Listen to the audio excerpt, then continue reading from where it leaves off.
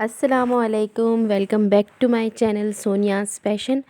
आप सब लोग कैसे हैं मेरी यूट्यूब फैमिली? होप सो आप लोग सब ठीक होंगे, उम्मीद है खैरियत से होंगे।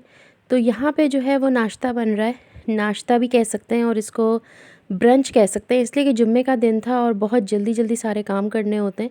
तो उसमें मैं कुछ इस तरह का बनाना चाह रही थी कि बस जिससे ये हो कि जो नाश्ता करना चाहे वो नाश्ता कर ले और जो खाना खाना चाहे वो खाना खा ले। लेकिन जो कुछ भी करना है हमें 12 बजे से पहले पहले सब करना है, चाहे खाना खाना हो चाहे कुछ भी, क्योंकि फिर जुम्मे की तैयारी करनी होती है तो बहुत जल्दी जल्दी सब काम करने होते हैं।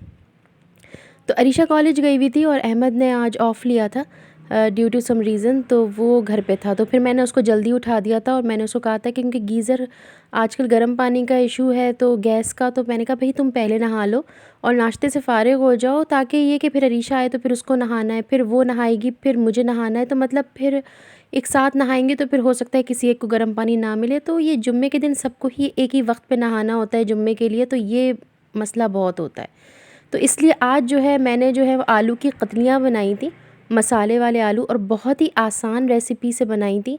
बस मैंने ऑयल लिया, उसमें ज़ीरा डाला और मैंने आलू डाल दिए, और उस ज़ीरे के अंदर आलू थोड़े थोड़े नीचे से ना फ्राई होने शुरू हो गए, और ऊपर से मैंने लाल मिर्चें और भुना हुआ धनिया डाल दिया। आप पिसा हुआ धनिया भी डाल सकते हैं, बहुत टेस्टी बनते हैं। मेरे बच्चों को ये वाले आलू और मुझे भी बहुत अच्छे लगते हैं। तो ये अच्छा, इस आलू की ये है कि ये आप किसी भी चीज़ के साथ खा लें, चाहे रोटी, चाहे ब्रेड या चावल उबले हुए होते हैं, ये सबके साथ ना बहुत अच्छा कॉम्बिनेशन देते हैं। कभी ट्राई करके देखिएगा। बस सिर्फ नमक, पिसी हुई लाल मिर्च और हल्दी डाल के भी खाएंगे तो भी बहुत अच्छा लगेगा, क्योंकि कुछ छोटे बच्चे होते हैं ना, वो ज़ीरा नहीं खाना पसंद करते, उनके मुंह में आता है ना, तो फिर वो, तो पहले जब मेरे बच्चे छोटे थे तो मैं ज़ीरा नहीं डालती थी, क्योंकि वो मुंह में आता था ना ज़ीरा उनके, तो अच्छा नहीं लगता था मुझे। तो शुरू से फ्रॉम द फर्स्ट डे ज़ीरे वाले आलू मेरी one of the most favourite dish हुआ करती थी। जब मैं बहुत चूज़ी थी, बहुत पिकी थी खाने में, और मुझे कुछ नहीं खाना होता था सिवाय ज़ीरे वाले आलू के। लेकिन उसमें कोई धनिया मिर्चें कुछ नहीं होती थी, सिर्फ समझे ज़ीरा और थोड़ी सी जो गोल लाल मिर्च होती है ना, बस वो, या फिर ऊपर से चाट मसाला थोड़ा बहुत, क्योंकि बच्चे होते थे तो इतनी स्पाइस वगैरह नहीं खाते थे। लेकिन माय मोस्ट फेवरेट डिश जो है वो यही होती थी फ्रॉम माय चाइल्डहुड। तो खैर यहाँ पे यही बन रहे। एक तरफ मैंने ब्रेड जो है वो सेकने के लिए रख दिए तवे पे, कि किसी को लाइट लेना होगा ना तो वो इस तरीके से ब्रेड के साथ ले लेगा। और अगर दाल चावल भी मेरे पास पके हुए रखे हैं तो मैं अहमद से अभी पूछ लूँगी कि अहमद अगर ज़रा उठते ही खाया भी नहीं जाता ना, तो अभी मैंने उसको कहवा बना के दिया है। मैंने तो बहुत जल्दी पी लिया था कहवा। तो अरीशा तो चली गई थी अपना, उसको तो कहवा आज उसने पिया नहीं, वो तो सुबह ही कॉलेज चली गई थी। तो यहाँ पे जो है मैं उसको दाल चावल गरम करके दे दूँगी अहमद को, तो वो हो सकता है वो दाल चावल के साथ आलू खा ले, तो फिर उसकी कंप्लीट जो है ना खाना ही हो जाएगा। तो क्योंकि फिर नमाज़ पढ़ने जाएगा, फिर हो सकता है एक थोड़ी देर रेस्ट करके खेलने वेलने चला जाए। और दूसरी तरफ यहाँ ब्रेड सेक रही हूँ अपने लिए और अरीशा के लिए। अब अरीशा आज का मूड जो है ना, आज के दिन बिरयानी का होता है, तो आज के दिन जो भी हो, बिरयानी के अलावा कुछ भी उसको मिले ना तो वो मुंह बना बना के ही खाती है। लेकिन बहरहाल बाद में उसने यही ब्रेड के साथ आलू और चिली गार्लिक सॉस और ये सब लगा के और खा लिया था। तो शुक्र अल्हम्दुलिल्लाह, हमारा खाना, हमारा ब्रंच, लंच, ब्रेकफास्ट जो भी आप कह लीजिए, हो गया और हम इससे निपट गए। और बहुत अच्छे और क्रिस्पी आलू बने थे और बहुत टेस्टी बने थे और बहुत ज़बरदस्त, और किसी भी चीज़ के साथ आप खाएं बहुत अच्छे लगते हैं। साइड डिश के तौर पे भी आप बना सकते हैं, जैसे कभी सब्ज़ी और कोई रखी हो या दाल चावल रखे हुए हों या फिर गोश्त वगैरह की कोई सब्ज़ी रखी हो, तो उसके साथ भी ये जो आलू हैं ये बहुत अच्छे लगते हैं। और खाने में मतलब ये तो इतने टेस्टी होते हैं और क्रिस्पी क्रिस्पी, आप करीब से इसको देखें ये कितने क्रिस्पी क्रिस्पी हैं, कि अगर आप ये इस तरह सादे भी खाएंगे ना तो आपको बहुत अच्छे लगते हैं। मतलब बहुत अच्छे लगते हैं। तो आप ट्राई ज़रूर करिएगा, जो भी अगर कोई करना चाहे तो अपने बच्चों को इंट्रोड्यूस कराइएगा। वैसे तो टमाटर वाले और दूसरे आलू भी, दही वाले, बहुत तरीके के आलू होते हैं, लेकिन ये बिल्कुल सूखे आलू होते हैं। कभी अगर हमें कहीं जाना हो ना तो हम इन्हें पराठों में लपेट के, रोटी में लपेट के भी ले जा सकते हैं, मगर उसमें फिर थोड़ा सा ऑयल कम निकाल दें या थोड़े कम ऑयल में बनाएं, या जैसे कहीं टूर्स वगैरह पे जाना हो तो रास्ते के लिए भी बना के ले जा सकते हैं, तो अच्छे रहते हैं। थोड़े से कबाब तल लिए, थोड़े से आलू बना लिए, और सेके टाइप जो होते हैं पराठे ना, बग़ैर ऑयल अंदर लगाए, वो बना लिए। और थोड़े से कबाब, कटलेट्स कुछ इस तरह के बना लें। कटलेट्स तो मैं नहीं लेके जाती, लेकिन ये कि कीमा भून के ले जाती थी, कबाब ले जाती थी, और जो मीठी टिक्कियाँ हैं वो ले जाती थी। और ये इस तरीके के आलू वग़ैरह भी बना के ले जाएँ ना तो अच्छे लगते हैं। तो बस फिर जुम्मे का टाइम हो गया, फिर अहमद जो है वो जुम्मे की नमाज़ पढ़ने जा रहा था। तो वो अहमद फिर जुम्मे की नमाज़ पढ़ने चला गया। इतनी देर में मैंने मशीन भी लगाई हुई थी, तो वो भी उसके भी पूरे हो गए थे। तो मैंने कपड़े वपड़े निकाल के सारे, आज के दिन ये भी करना ही होता है, ये ज़ाए कोई भी दिन हो कैसा भी हो, जब कपड़े जमा हो जाते हैं थोड़े बहुत, मतलब एक मशीन के जितना उसमें टब में जगह है तो उतने तो धोने ही पड़ते हैं। और देखिए स्वेटर्स वगैरह सारे मैंने धो के रख दिए थे कि सर्दियाँ चली गई, लेकिन फिर दोबारा शुक्र कि मौसम थोड़ा सा चेंज हुआ और सर्दी आई तो थोड़ी बहुत। तो सुबह के वक़्त जो है ना वो इनके पापा स्वेटर पहन के जाते हैं, क्योंकि वो बहुत अर्ली जाते हैं तो हवा से बचने के लिए, क्योंकि पिछले साल वो बहुत बीमार हो गए थे, तो इसलिए इस दफ़ा वो थोड़े प्रिकॉशंस लेते हैं। तो स्वेटर जो है वो दोबारा यूज़ में आ गए। और अब इस तरफ का व्यू अगर मैं आपको दिखाऊं तो ये गुलाब की बात अगर मैं करूं तो सुबह आज अरीशा का प्रैक्टिकल था रोज़ का, तो उसको जो है ना एक गुलाब का फूल लेके जाना था। जब इसने ये वाला तोड़ने की कोशिश करी तो इसके पत्ते जो है ना वो ऑलरेडी ये देखें हाथ लगते से झड़ रहे हैं। और ऑलरेडी उसने भी जब सुबह तोड़ा तो ये एक दो पत्तियाँ इसकी गिर गई, तो फिर ये वाला फूल वो नहीं लेके गई। फिर यहाँ से साइड से वो एक फूल लगा हुआ था इसके बराबर में, फिर वो वाला वो तोड़ के लेकर गई, क्योंकि ये तो सब कलियाँ थी, इनमें से तो कोई भी नहीं खिला था और उसको लेके जाना था। अच्छा ये वाला मैंने सुबह देखा था, मगर ये बिल्कुल भी नहीं खिला था, अगर ये बिल्कुल कली थी सुबह, लेकिन ये दोपहर तक जब मैंने देखा ना इसको तो माशाल्लाह ही खिल चुका था। और वैसे भी उनका प्रैक्टिकल जो है वो एंड ऑफ द डे था, तो तब तक तो फूल का रेड़ लगी चुकी थी। और अब जो है ना ये सब बच्चे नमाजी जो है ना जुम्मे की नमाज़ पढ़ के और वापस आ रहे हैं, तो मैं अहमद को देख रही थी कि अहमद मुझे दिख जाए, लेकिन अहमद नहीं दिखा मुझे और सारे बच्चे आ रहे थे। तो पहले तो मैं गेट खोल के बाहर से देख रही थी और साथ में मैं आप लोगों के लिए वीडियो भी बनाती रही कि मैंने कहा अहमद वापस आएगा तो मैं उसकी बनाऊँगी। लेकिन फिर जब मर्द भी आने लगे ना तो फिर मैं जल्दी से जो है दरवाज़ा बंद करके ना अंदर आ गई। और फिर भी मुझे ये हुआ कि चलो अहमद शायद आ जाए, अहमद शायद आ जाए, मैं उसकी वीडियो बनाऊँ, उसको आज उसको आते हुए भी देखूँ। लेकिन फिर मैंने ना गेट के पीछे से छुप के, जो गेट में से जगह है उसमें से मैं बनाने लगी, लेकिन अहमद मुझे कहीं भी नहीं दिखा। अच्छा एक और बात मैं बताऊँ, ये सबसे पहले ये जो सारे बच्चे जो आ रहे हैं ये मस्जिद से बाहर, इसकी वजह क्या है? इसकी वजह ये है कि ये सारे जितने बच्चे हैं ना ये सबसे आखिर में जाते हैं नमाज़ पढ़ने, और जितने बड़े लोग हैं ना, जो बुज़ुर्ग हैं, जो बड़ी उम्र के आदमी हैं, वो सारे खुतबे के टाइम पे जाते हैं, क्योंकि उन लोगों को पता है कि खुतबे को सुनने के कितने मतलब कितने वो हैं सवाब है। तो और मैं यहाँ पे इसका वेट कर रही हूँ और ये देखो ये पीछे से आ भी गया पीछे वाले गेट से आ गया और आगे मुझे डरा रहे कि लो मैं तो यहाँ से आ गया। तो खैर इतनी देर में अरीशा भी माशाल्लाह उसने भी शार ले लिया था और कपड़े वपड़े चेंज कर लिए थे और नमाज से फ़ारिग हो चुकी थी। तो बस अब मैं रह गई थी और मैं थोड़ा से टाइम के बाद जाना चाह रही थी, ताकि ये कि पानी थोड़ा और गर्म हो जाए तो मुझे भी मिल जाए।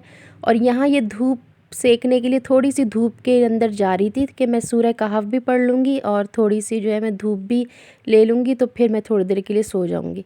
तो ये देख रही थी कि इधर हमारे पास जो बेंच है यहाँ पे धूप नहीं है। मैंने कहा यहाँ बैठ जाओ, लेकिन उसने कहा यहाँ धूप नहीं है। और यहाँ पे ना लोगों का आना जाना भी बहुत ज़्यादा होता है, हमारे घर के पास जो बेंच है ना वहाँ पर। तो फिर हमने सोचा कि जो आगे बेंच है वहाँ जाके देखते हैं। तो फिर हम लोग आगे निकल गए, तो उधर उस तरफ तो धूप ही धूप थी, लेकिन वहाँ पे कोई बैठने की जगह नहीं है, या तो फिर हमें फुटपाथ पे नीचे ज़मीन पे बैठना पड़ता।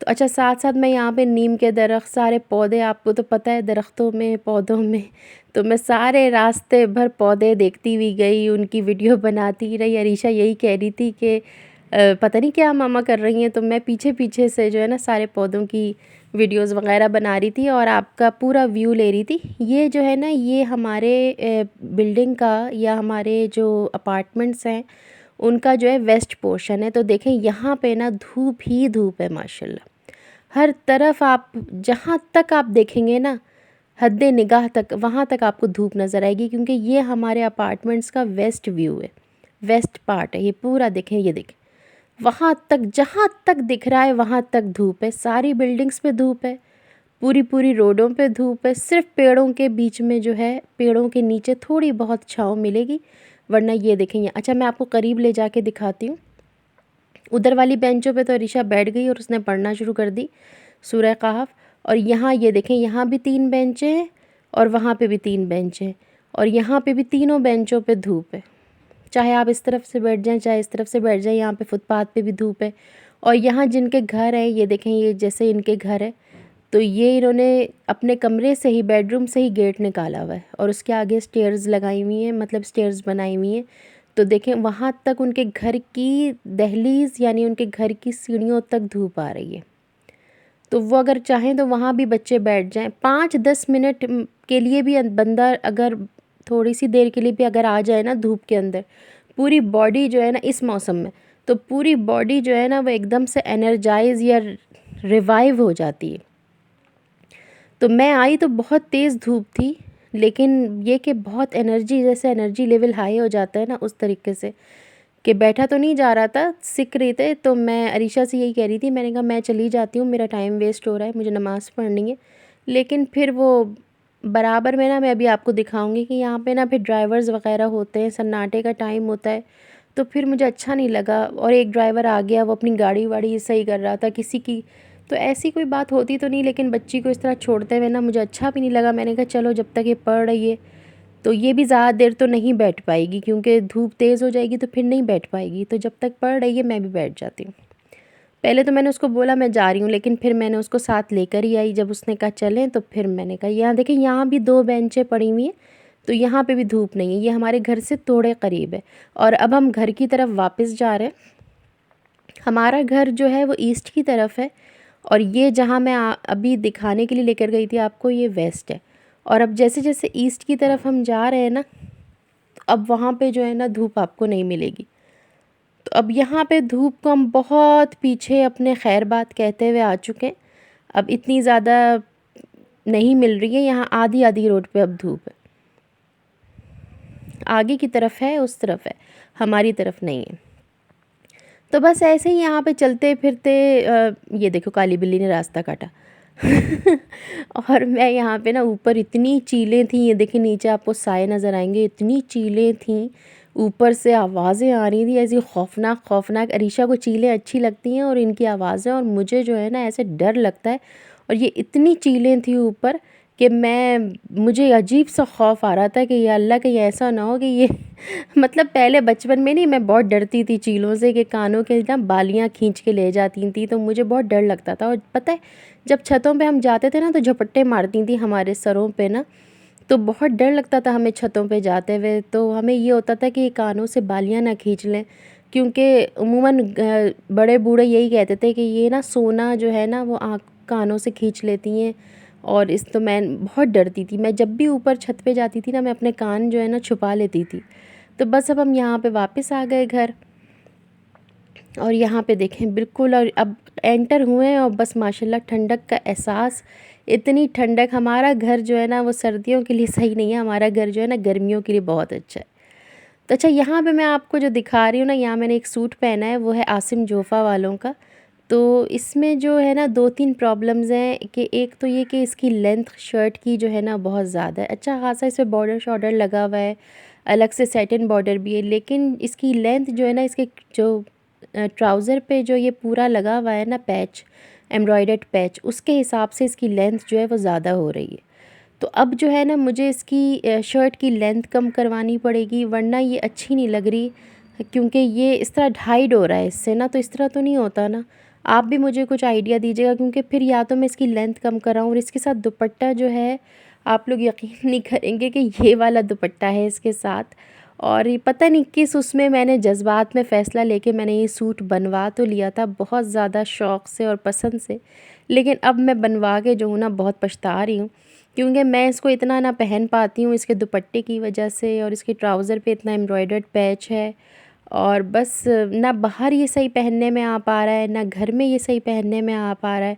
अब या तो मुझे इसका ये बीच वाला बॉर्डर कटवाऊँ, और इसकी एक और जो ड्रॉबैक है वो ये कि टेलर ने जो इसकी आस्तीन बनाई है, वो इन्होंने ऐसे बनाई थी, ये पुराने टेलर थे मेरे, कि अब इसके अंदर वज़ू नहीं कर सकते, ये आस्तीन ऊपर ही नहीं चढ़ती है। तो अब इसको भी खुलवा के ना मुझे इसमें बटन वगैरह कुछ लगवाना पड़ेंगे, तो फिर ये ऊपर होगी, वरना ये नमाज़ के लिए परेशानी होगी। तो मैंने अभी तो पहन के नमाज़ पढ़ ली थी, मगर फिर मैंने कहा नहीं, असर के लिए फिर मुझे दूसरी जो है ना दूसरा सूट बदलना ही पड़ेगा, वरना बार बार वज़ू करने में मुझे परेशानी होगी।